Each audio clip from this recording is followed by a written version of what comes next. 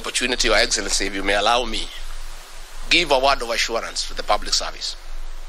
We are aware that your morale is low. We are aware you feel demeaned. We are aware you have become non-productive because of what you have been taken through. I want to assure you on behalf of my boss that our first job is to restore the dignity of the public service.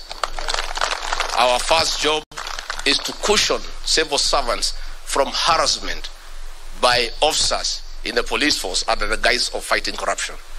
Our work is to protect the civil servants from extortion. Our work is to make sure that we get a working public service to assist us in the management of the affairs of this country. And I have no doubt in my mind that if all of us support Dr. William Ruto and his team, in a year's time, he will restore Kenya to where President Mwai Kibaki left us.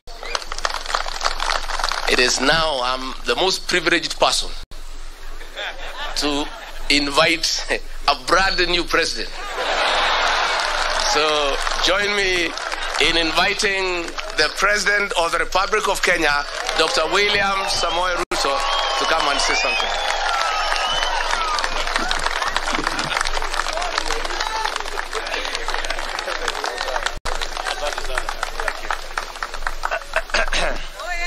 Asanteni sana. Tafadhali tuketi chini.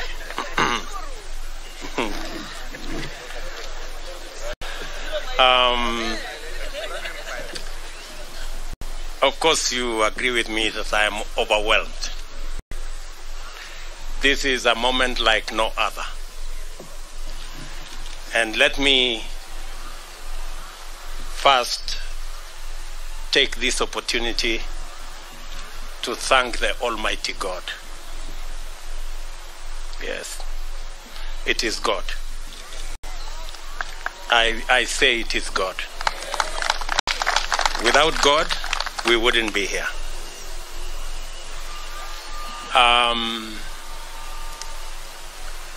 I have gone through many difficult situations, but because of God, we are here today to celebrate that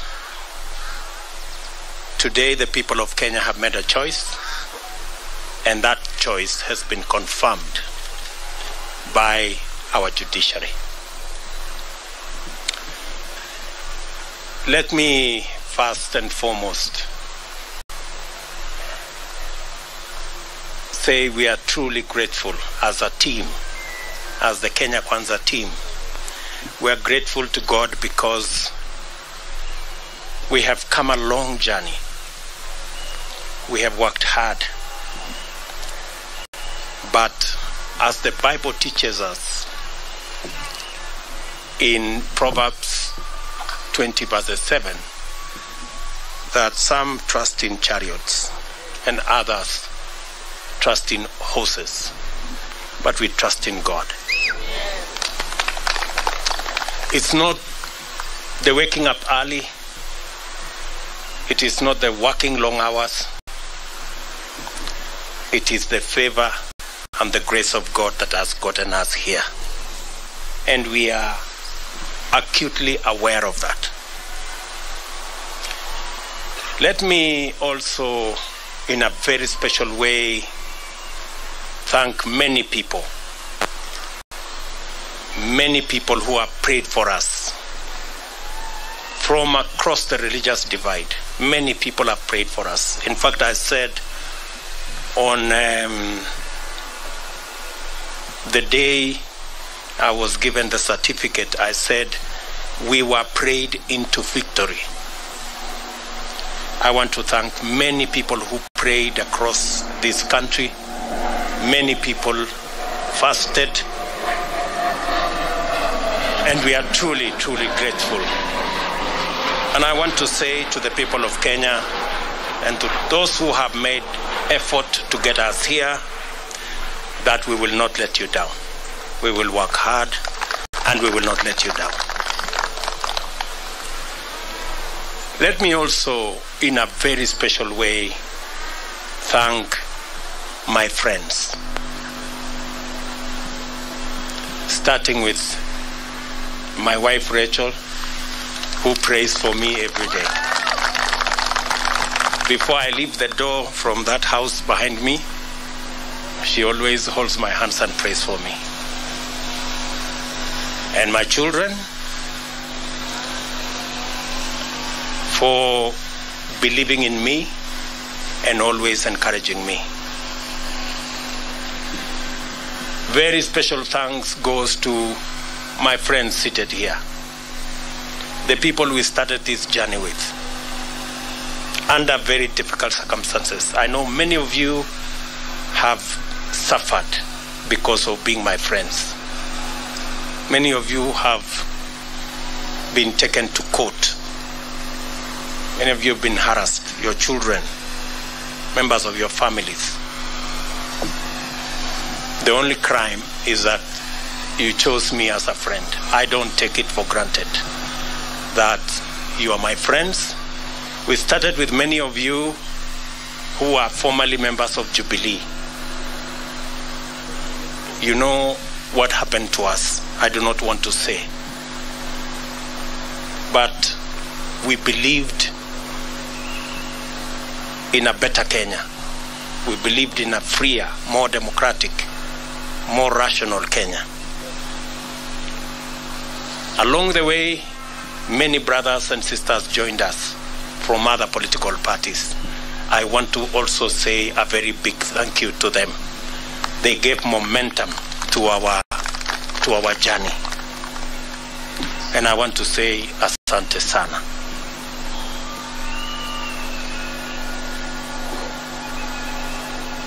Let me also congratulate and recognize and appreciate the people of Kenya who believed in us. They went out of their way. Under very difficult circumstances, they believed in us. They listened to us. You know, the legendary Mamamboga and Boda Boda guys, they are the heroes of our campaign. They defined this election. They were the embodiment of our quest for a better economy for our Kenya, for our country. The millions of Kenyans who believed in us. Today, by voting for me, the millions who woke up early to go and vote, they have not only voted for me, but they have opened doors and gates for their own children in every village, in every neighborhood, knowing very well that their children as well can become leaders. And every child is free to dream, and every child is free to aspire to any office. And working hard, believing in God, they can get wherever they want to go. I think my election opens possibilities for all our children, irrespective of their background, irrespective of where they come from, irrespective of their financial status. But this afternoon, with the unanimous decision of the Supreme Court of Kenya, our lengthy, suspenseful, and protracted election has come to an end. My fellow presidential candidates and I made our respective cases before Kenyans and submitted ourselves to their sovereign decision at the ballot. After the results of the votes were declared, it was taken up before the Supreme Court for scrutiny to make sure, beyond all doubt, that the will of the people had prevailed. The court returned its verdict, and I welcome it with tremendous humility. I salute the judges of the Supreme Court who have performed their duty with utmost fidelity to the Constitution. They listened to all parties, considered all issues, applied the law, and demonstrated their learning, impartiality, and patriotism. Their professionalism has elevated the stature of the judiciary, enhanced the place of petition process in legitimating election results as the true reflection of the people's decision, and afforded the nation an opportunity to reflect.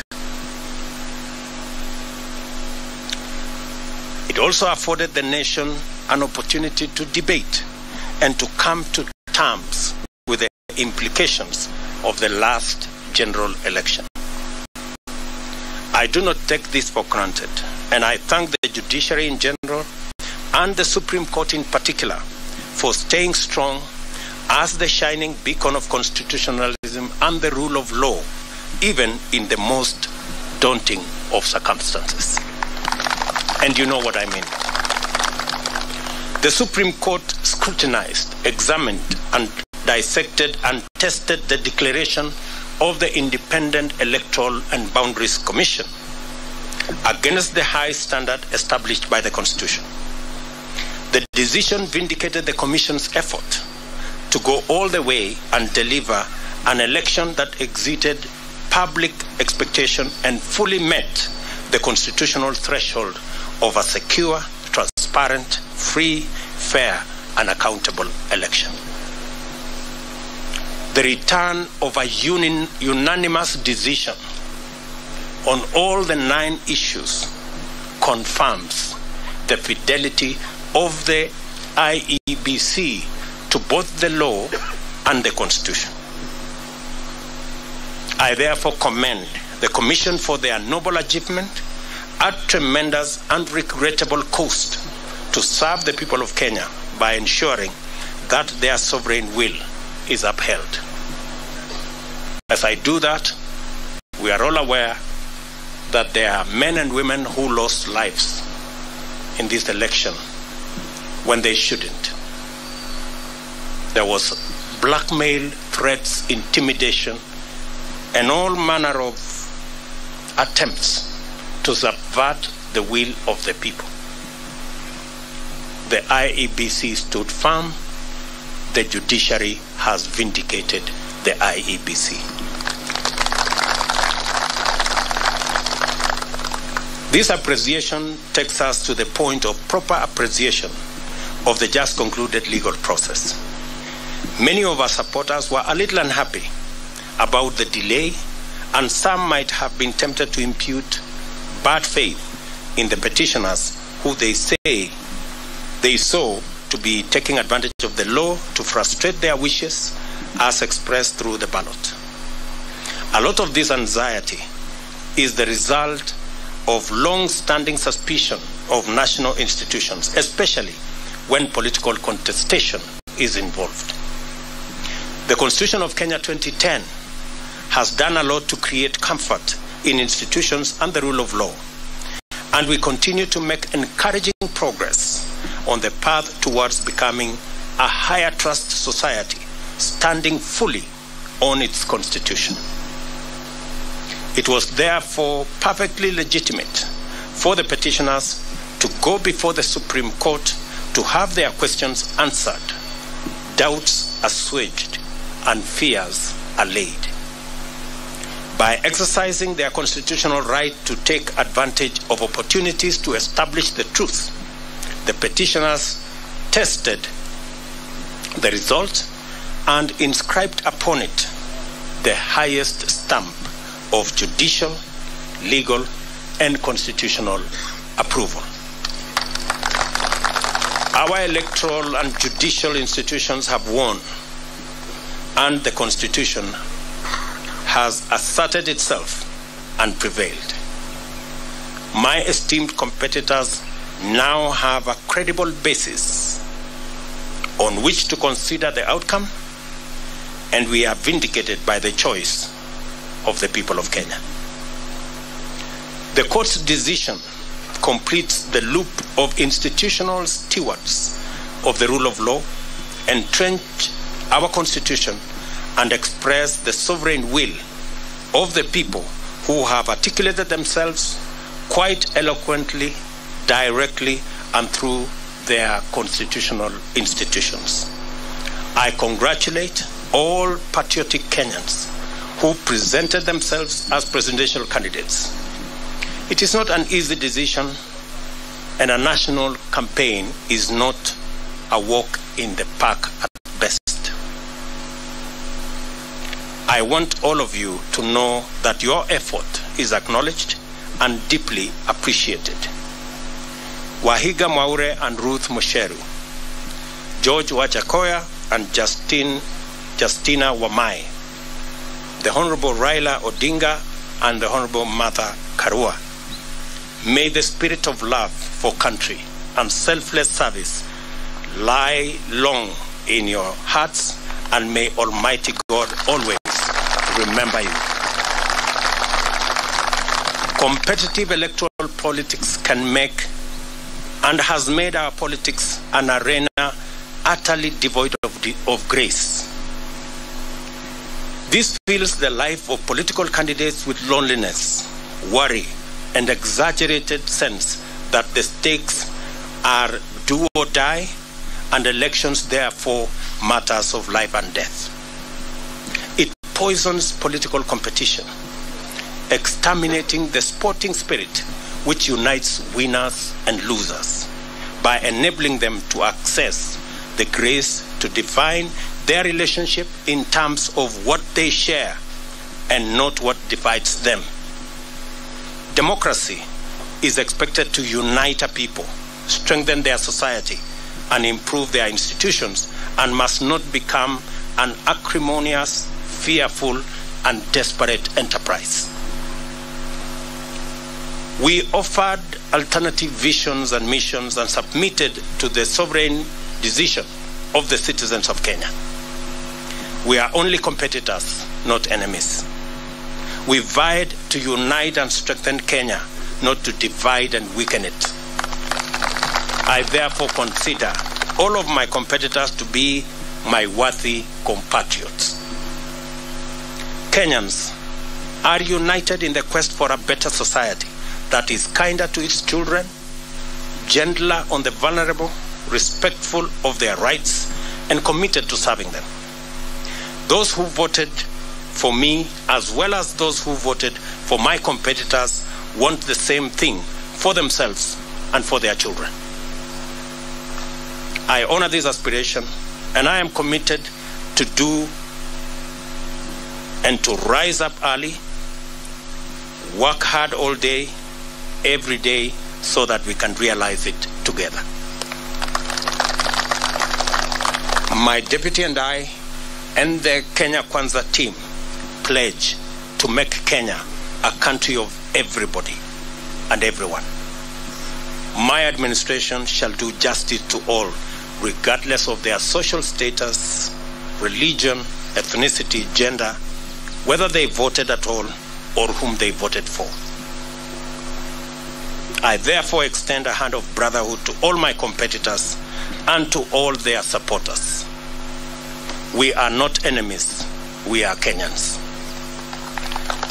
Let us unite to make Kenya a nation where everyone shall be proud to call home.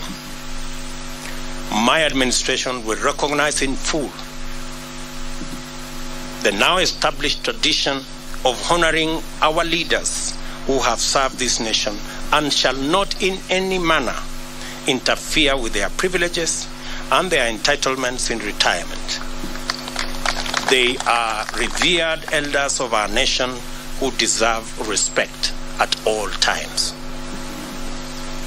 It is now time for us to prepare for the day when we wake up to the momentous duty to serve Kenyans. Let us all reflect on our contribution and look forward to build this country and nation together to achieve the glory of Kenya, express its heritage and splendor, and fill every Kenyan heart with thanksgiving. As I said earlier, the hero of our campaign is the legendary Mama Mboga and Boda Boda. The hero of the election is one Wafula Chebukati and the Independent Electoral and Boundaries Commission.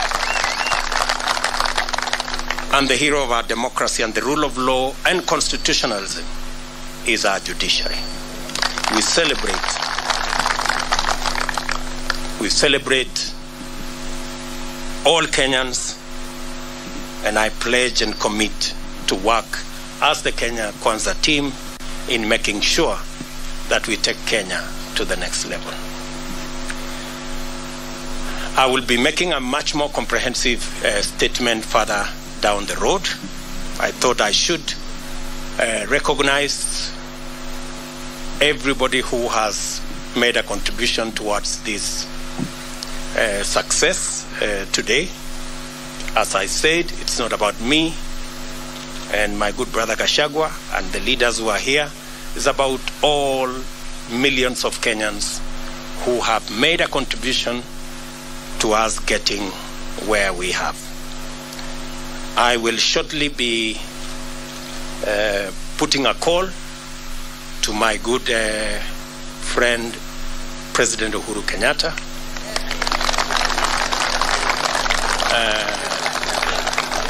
We have not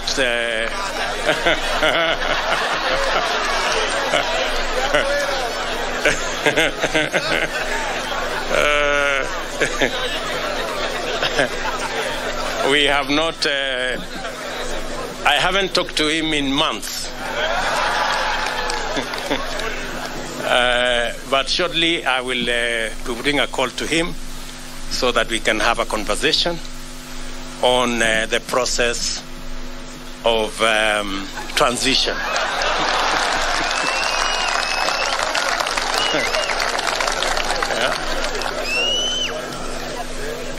Yeah. I know he worked hard in his in his own way, but the people of Kenya have made a decision, and we have absolutely no issue with the democratic choices of any Kenyan. You remember I said earlier, when I chose to support Uhuru Kenyatta, I did not give him conditions that he must support me. I have made that very clear. So I take no offense at all that he decided to choose and support somebody else. And therefore, we will remain friends as we have been in the context of where we are. And, and we look forward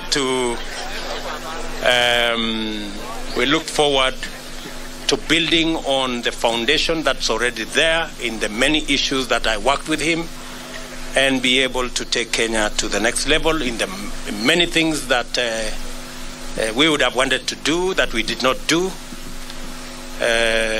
We are a very responsible people. Government is a continuous enterprise, and we will complete all the projects that have not been completed, as we have said, and we will build on that foundation the programs that we have committed to the people of Kenya, and we will hit the ground running because we are aware of what we need to do. I will also be putting a call to my worthy competitors, beginning with Raila Odinga, my worthy competitor, with his Azimio team, so that we can begin to contextualize how we are going to work together for the people of Kenya. Those of us who will be working from the executive, and the Azimio team who will be working from the opposition.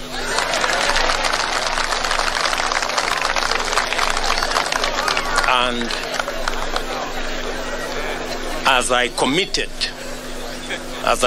to the people of Kenya, I believe in the rule of law. I do not believe in the handshake stories. believe in an accountable government held to account by a responsible opposition. That is how Kenya is going to move forward. And so I look forward to a conversation on how they will hold us to account and make sure that we deliver on the commitments that we have made to the people of Kenya, and public resources are put to good use in an accountable manner, and so that we can reap the benefits of what the people of Kenya have done in electing us into office. We will then be working with all the other people as we get down to doing what we committed to the people of Kenya that we do. I know there is huge expectation. Many people are texting me and asking, when is the Hustler Fund going to be launched? Many people are asking me, many farmers want to know when subsidized fertilizer will be available so that they can get on with the journey or with the business of growing food for us so that we can reduce the cost of living. Many farmers are asking when we are going to begin the journey on agro-processing and value addition. Many people across Kenya want to know when we are going to begin our housing program. I want to commit that as soon as we are sworn into office, in fact, beginning tomorrow, I will be working with the people in government offices so that by the time we get sworn in, we will have work to do and begin the process of implementing our plan. Let me say to all of you, I know many people have come here. I know many members of parliament are here, many governors are here, many senators are here, members of county assemblies. Let me take this opportunity in a very special way to recognize our legal team, led by Senior Counsel Fred Ngatia and Senior Counsel Kioko Kilukumi and Senior Counsel Kiragu, and of course my chief agent and team leader of the legal team, Professor Abraham Kithure Kindiki. And all the senior lawyers here, let me not mention all their names. We had the best legal team anybody could assemble. And we are very proud of you, ladies and gentlemen. Thank you very much for protecting our victory and for doing your bit. I remember when I talked to them, I told them those of us who are politicians have done our bit. We handed over the baton to them, and I told them they should not drop the baton. And they brought it home in one piece, and we want to celebrate them. Tuwapige makofi jameni hawa mabunge. Let me also say, for good record, that these great men and women, our legal team, volunteered their services for free.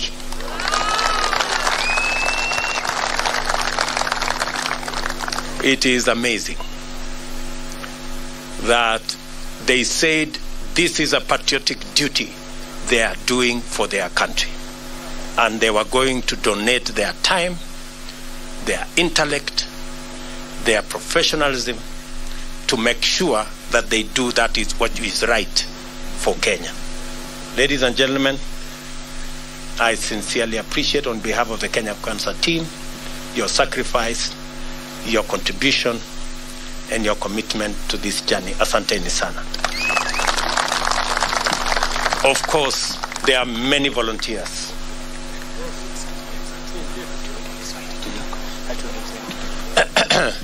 there are many volunteers who came across. There are many people who supported us in many ways. There are many people who contributed merchandise.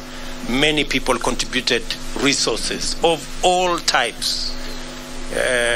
Merchandise, airtime, equipment, transport, and it was just amazing.